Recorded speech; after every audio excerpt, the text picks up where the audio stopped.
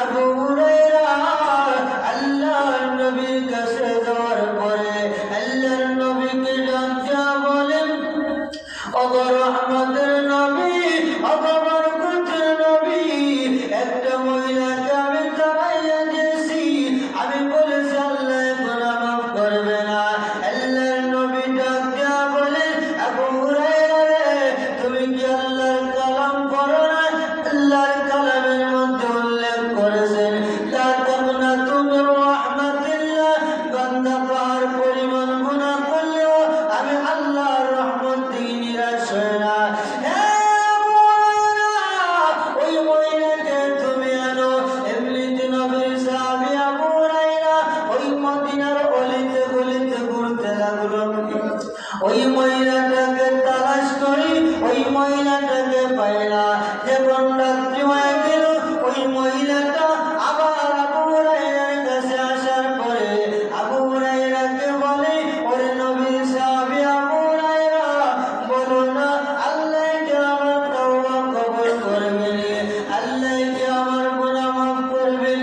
এমনিতে আবু হুরায়রা বলে, মদিনার মহিলা গো, টেনশনের কারণ নাই, চিন্তার কারণ নাই। আল্লাহর কাছে যদি তওবা করতে পারো, আল্লাহ রাব্বুল আলামিন তোমার গুনাহ মাফ করে দিবে। সুবহানাল্লাহ। এই মহিলাটা এমন পরিমাণে তওবা করছে, তওবা করার কারণে আল্লাহ রাব্বুল আলামিন ওই মহিলাটাকেও আল্লাহ কি করেছে? মাফ করে দিয়েছে। এই জন্য আল্লাহ বলেন, ইয়া আইয়ুহাল্লাযীনা আমানু তুবু ইলাল্লাহি তাওবাতান নাসুহা। এই জন্য আল্লাহ বলেন, ও ঈমানওয়ালাগণ, তোমরা কি করছো? গুনাহ করছো, আমি আল্লাহর কাছে তোমরা কি করো? তওবা করো। তওবা করতে লেট হবে, আমি আল্লাহ তোমাদেরকে মাফ করে দিতে লেট হবে না। সুবহানাল্লাহ। তাহলে আজকে যে রাত্রি হলো, এই পবিত্র রাত্রির মধ্যে আপনার আবার একটা করণীয় হইল কি? আল্লাহর কাছে কি করা? কান্নাকাটি করা, আল্লাহর দরবারে কি করা? তওবা করা। আল্লাহর কাছে তওবা করা। জীবনে অনেক গুনাহ করছে, জীবনে অনেক গুনাহ হয়েছে, হাতে বইতে গুনাহ হয়েছে, হাতে বইতে গুনাহ হয়েছে। সুদ খাইছি, ঘুষ খাইছি, দুর্নীতি করছি, আর একজনের সম্পদ আত্মসাৎ করছি, আর একজনের টাকা মারছি। এগুলোকে মাফ করাইতে হবে না? আর একজনের টাকা মারছি, এটা আল্লাহ যদি ওই ব্যক্তি মাফ না করে, আল্লাহ মাফ করবে না। কারণ এটা হইল বান্দার হক। কারণ কি? এটা হইল বান্দার হক। বান্দার হক যদি বান্দায় মাফ না করে, আল্লাহ কি করবে না? মাফ করবে না। আরেকজনকে আমি কষ্ট দিলাম, মুখ দ্বারা কষ্ট দিলাম, হাত দ্বারা কষ্ট দিলাম, তার কাছ থেকে কি নেওয়া? মাফ নেওয়া দরকার।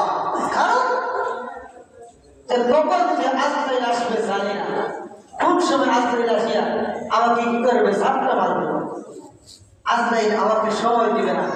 এই জন্য একজনকে কি করছি? মুখ দ্বারা কষ্ট দিছি। একজনের গীবত করছি, তার কাছে কি করা? মাফ চাওয়া। একজনের টাকা মারছি, তার কাছে গিয়ে কি করা? মাফ চাওয়া। অবশ্যই যদি ভালো হয়ে তার কাছে বলি, তাহলে অবশ্যই সে কি করবে? মাফ করে দিবে। যাই হোক ভাই, গুনাহ হয়েছে, আল্লাহর দরবারে কান্নাকাটি করার দরকার। আল্লাহ বলে, বান্দা পাহাড় পরিমাণ যদি গুনাহ হয়, তারপরেও বান্দা আমি আল্লাহর রহমত থেকে নিরাশ হয় না। দেখেন না, নবীর যুগের সাহাবীরা, আল্লাহু আকবার, যদি কেউ অন্যায় করে ফেলে, গুনাহ হয়েছে, সঙ্গে সঙ্গে কি করছে? তারা তওবা করে নিয়েছে, আল্লাহর কাছে কান্নাকাটি করছে। নবীর এক সাহাবী হযরতে দাহিয়াতুল কালবি রাদিয়াল্লাহু তাআলা মুসলমান হওয়ার আগে অনেক কন্যা সন্তানকে জীবিত অবস্থায় কি করেছেন? দাফন করে দিয়েছেন। জীবিত অবস্থায় সব মাটি দিয়েছেন। যখন নবীর সাহাবী দাহিয়াতুল কালবি মুসলমান হয়ে গেলেন, সংক্ষেপে বলছি, যখন মুসলমান হয়ে গেলেন, মুসলমান হওয়ার পরে এবার দেখা যায় দাহিয়াতুল কালবি এমনভাবে কাঁদতে, চোখ দিয়ে টপটপ করে পানি পড়ে। আল্লাহ নবী দাহিয়াতুল কালবিকে বলেন, ও দাহিয়াতুল কালবি, তুমি কাঁদো কেন? কি হয়েছে তোমার?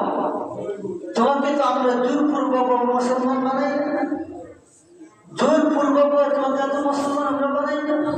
তুমি স্বেচ্ছায় মুসলমান হয়েছো, ইসলাম ধর্ম গ্রহণ করেছো, এবার দেখা যায় তুমি কাঁদছো।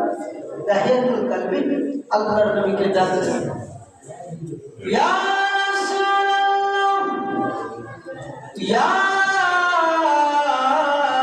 হাবিবাল্লাহ, আল্লাহর নবী গো, আমাকে জোরপূর্বক করে মুসলমান বানানো হয় না, আমি স্বেচ্ছায় ইসলাম গ্রহণ করেছি। এবার আল্লাহর নবী দাইয়াতুল কলবিকে বলেন, ওরে দাইয়াতুল কলবি, তাহলে তুমি কান্দ কেন রে, কান্দ কেন?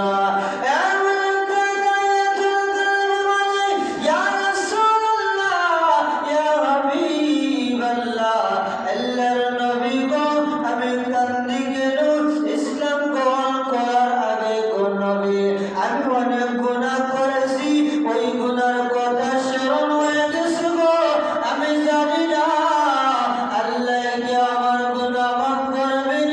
ইয়া রাসূলুল্লাহ, অনেক মেয়ে সন্তানকে আমি দাফন করে দিয়েছি, আল্লাহ কি আমার গুনাহ মাফ করবে?